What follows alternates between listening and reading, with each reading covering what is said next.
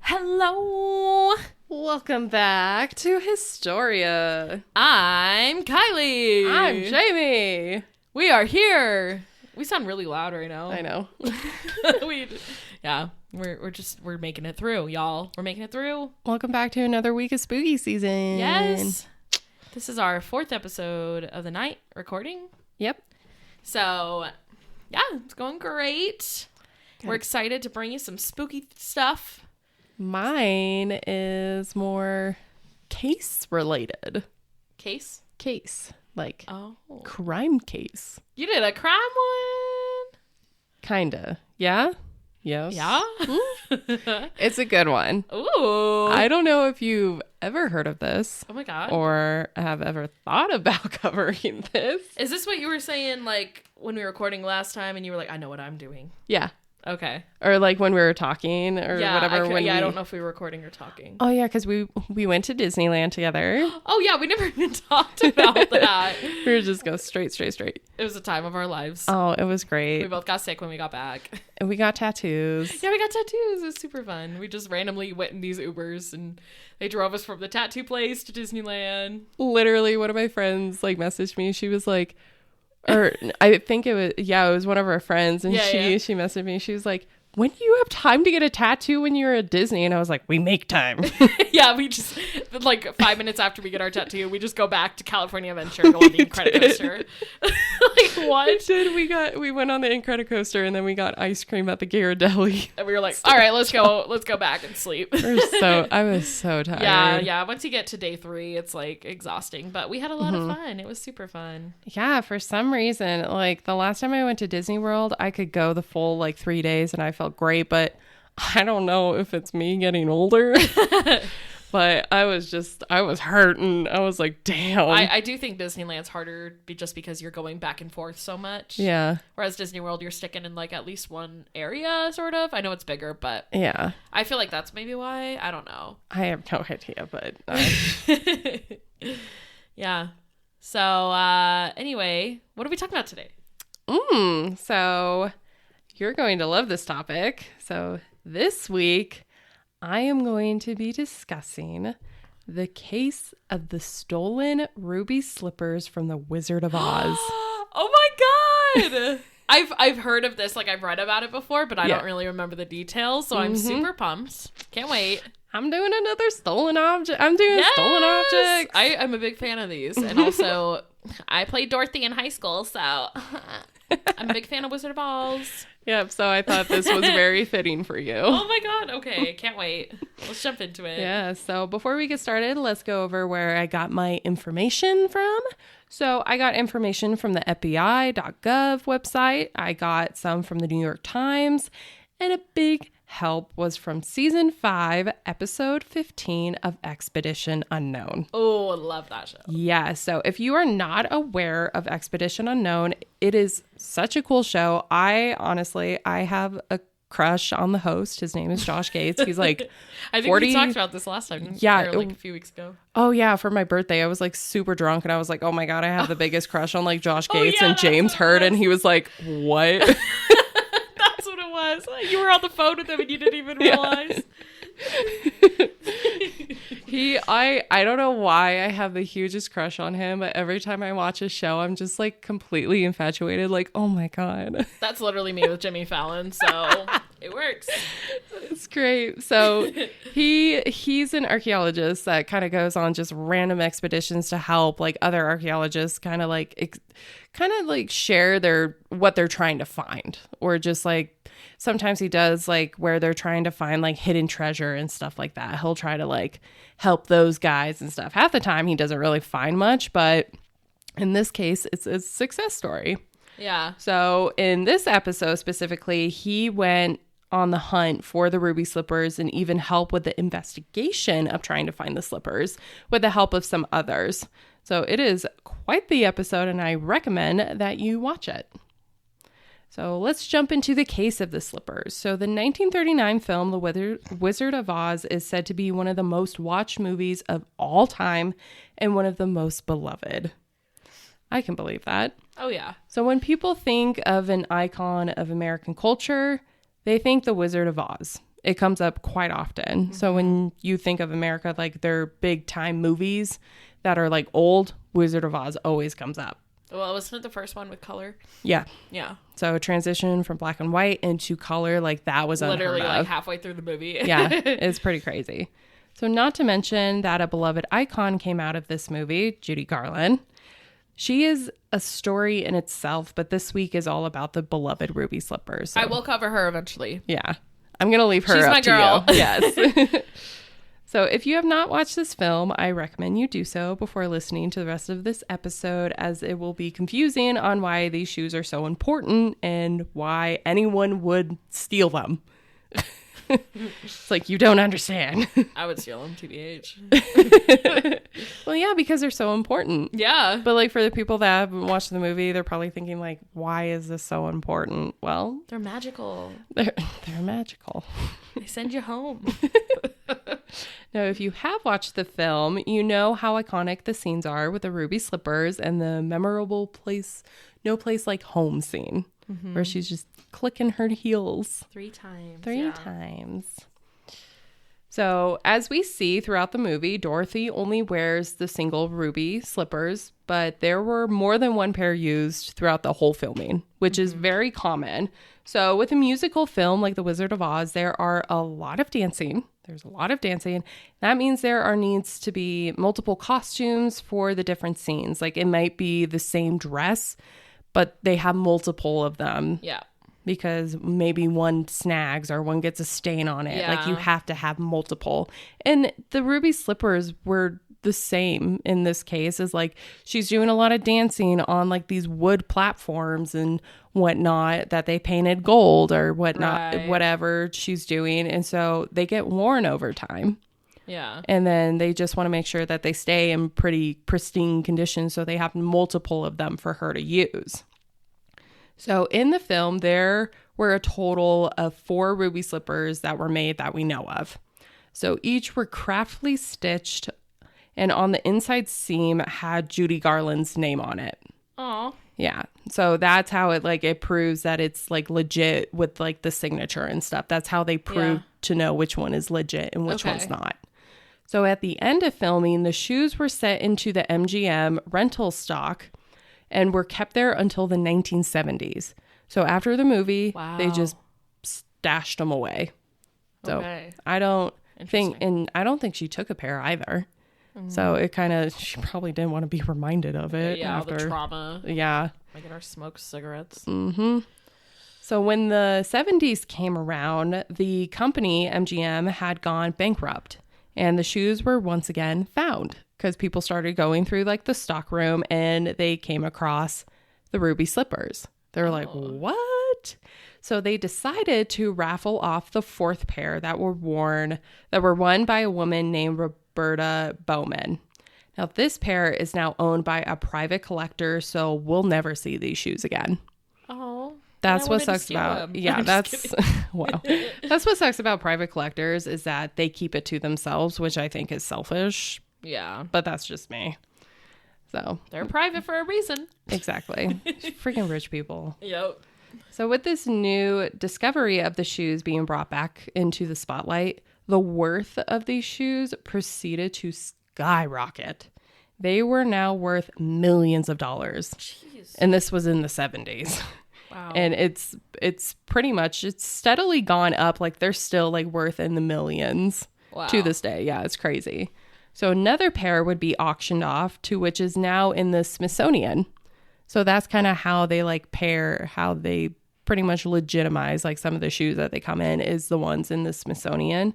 Now another pair would be kept by the founder, Kent Warner. He found them, who would later be bought by Leonardo DiCaprio, that would then donate them to the Academy Museum of Motion Pictures. What? Leonardo? Yeah. What is he doing with those shoes? Well, he bought them from like the private like collector, like the guy, there's like a specific guy who has all this like super rare memorabilia, and Leonardo DiCaprio bought it so he could donate them to this museum. Okay. Yeah, so he wasn't going to keep them for himself. He's like, wait, I just got to dance in them real quick. I don't even think he would be able to fit in them. No, they're tiny. Yeah, they were probably like a size 4 or 5 because she was very small. Yeah. She was not a large woman. Yeah. So the last pair, which is the pair of the hour, is owned by a collector, Michael Shaw. Now, Michael Shaw, he is quite the collector. Being in the film industry, he has over the years collected endless amounts of film props and memorabilia because a lot of times they would pretty much like a bunch of like props and stuff they would be on the verge of throwing out or like auctioning off and stuff. And because he worked in that certain industry, he was like, I'll take them. And so now he has like this huge collection and stuff. And the ruby slippers, he was like, I want them. And so he owned that last pair. So in the midst of his collection, the ruby slippers are, he said, his most prized possession. Like he loves them so much, and when it got stolen, like he cried. Like it was such a devastating moment. Like everybody was like, what? I don't blame him. So in the summer of 2005, Shaw decided to loan the ruby slippers to the Judy Garland Museum in Grand Rapids, Minnesota. If you know anything about this famous actress, is that she was born in Grand Rapids and lived there until she was about 4 before moving to the city of Los Angeles. She was well known in the town for her talent, and the house she lived in has been turned into part of the museum as well. So the Judy Garland Museum is a large section, contains the memorabilia of her most famous film, The Wizard of Oz, because that's probably her most memorable. Yeah. So in the center of the room on display that drew in tourists from all over the country and maybe even the world were Michael Shaw's pair of ruby slippers that he loaned out to them. So these were donated for and loaned for the annual festival the town had for the actress. Okay. So they always had that. So on the wall, looking directly at the slippers, was a nice large security camera. Now, this becomes important later on. Okay. So over the slippers was a glass display, and it was roped off so the public couldn't get too close. Yeah. I'm like, how much is a rope really gonna do? But A rope. I mean, they were covered though in like a plexiglass just to make sure that they stay in good condition, that it's not getting mixed in with like the air particles, and to keep those prying child hands off. So For sure. Everyone would touch them. exactly.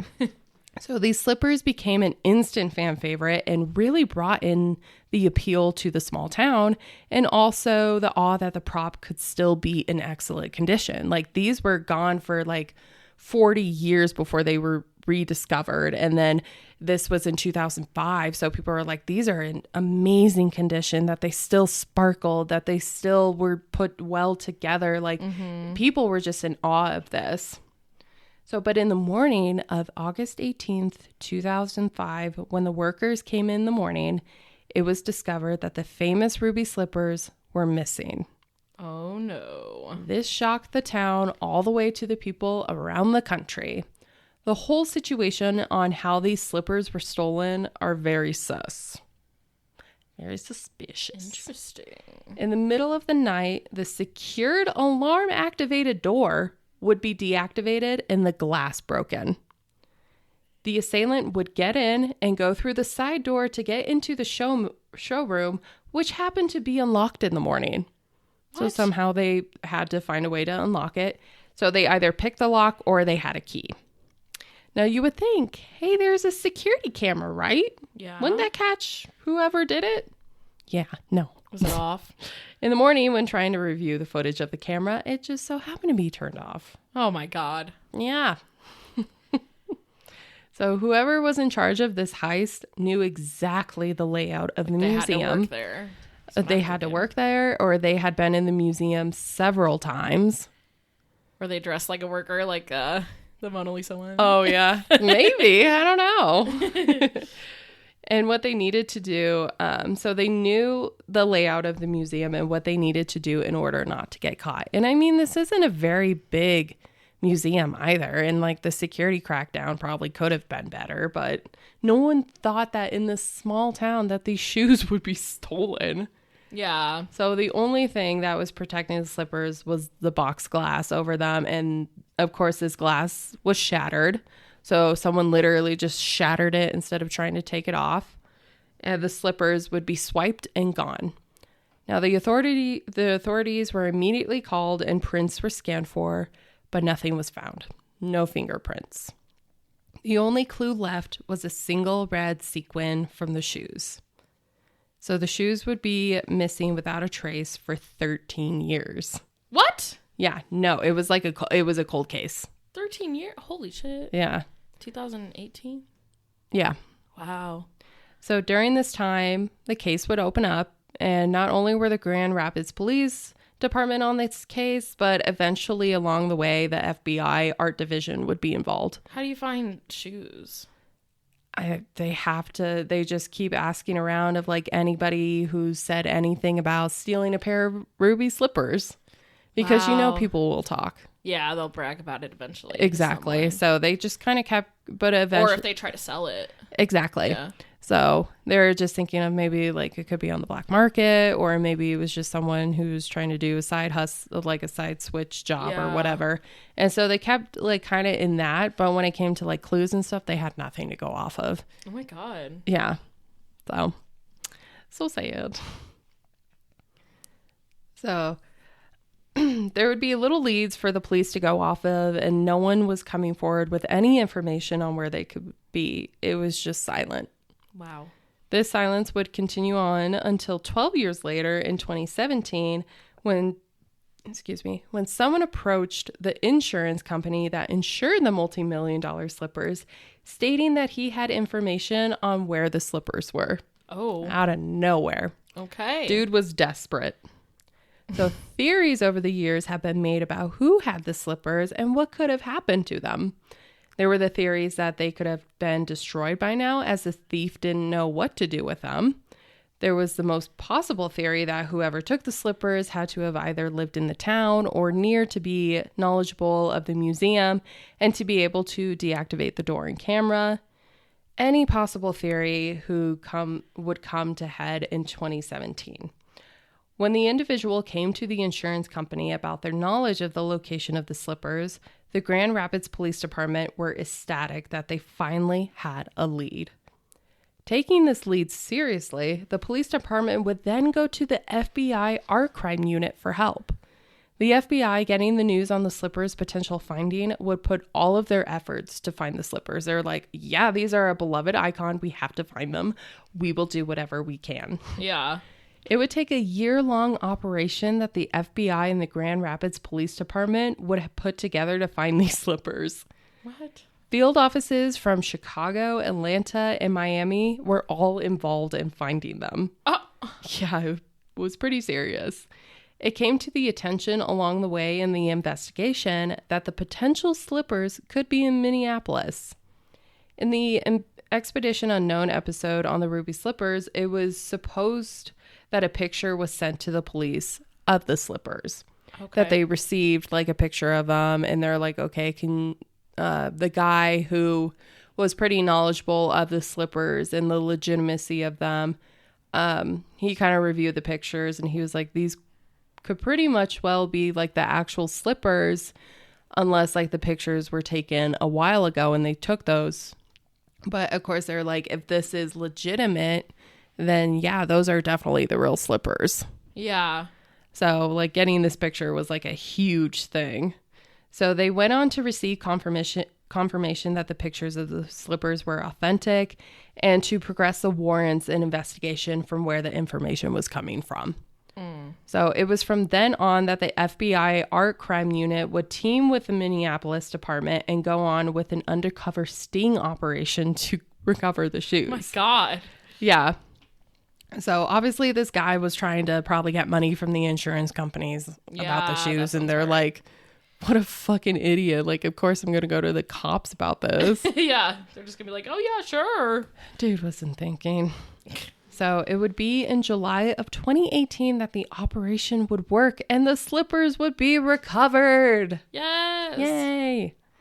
I tried to find where the shoes were recovered, but I literally could not find anything definitive on the sting operation. So they just found them one day? Well, they have like the whole sting operation. They just haven't publicized it. Okay. Of like what they did and how the sting operation went and whatnot. Yeah. Like I could not find anything on it. And like, interesting. Even the FBI website was like pretty vague about it. And I was like, great. Can't disclose the information. Literally. So at the time of the recovery, no one had been arrested. So I don't even know how they found the shoes. Like it didn't say, which is annoying. There was like a scavenger hunt left in clues. Probably. Or it was at the person's house that they thought, or that they located the phone number from and they couldn't find the person. So the team involved were just happy that the shoes were in good condition and not destroyed like some theories suggested. After the recovery, the shoes were immediately moved to the American History section of the Smithsonian Museum. That is where the other pair of slippers are located. Okay. So they wanted to do the authentication of them and to make sure that they were legitimate and kind of compare them with the other slippers. Okay. So, and make sure that they were analyzed and properly cleaned and stuff since they've been in the hands of some dirty person for 13 years. Yeah. Jeez. So the slippers would be in the hands of the Smithsonian conservator Don Wallace, who would spend the next 2 years analyzing the shoes and confirming their authenticity to their condition. The pair in the Smithsonian at this time was concerned as the deterioration was more rapid than expected, and they were trying to figure out why. It was discovered in this time that the slippers found in those Smithsonian were mismatched twins. Oh. So they're trying to take the extra precautions to make sure that they stay in cases that will not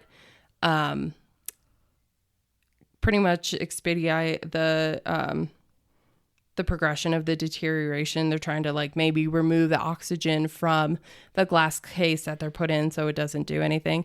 But along the way, when they were doing this, they figured out that like with, I'm guessing there was some sort of like maybe number like written in there or something, that the shoes, the pairs that they had were just mismatched twins. Wow. So like the left and the other right shoe were twins. Okay, yeah. And then it was like the right and God. left. Yeah, it was crazy of how they got paired together like that. So it was a shocking coincidence though. So Michael Shaw would eventually be told on the return of his slippers, assuming everything was wrapped up in a perfect bow. But this was not the end. Of course not. On September 4th, 2018, Jill Sanborn of the Minneapolis Division of FBI and Christopher Myers of the U.S. Attorney for the District of North Dakota would announce to the world of the return of the ruby slippers.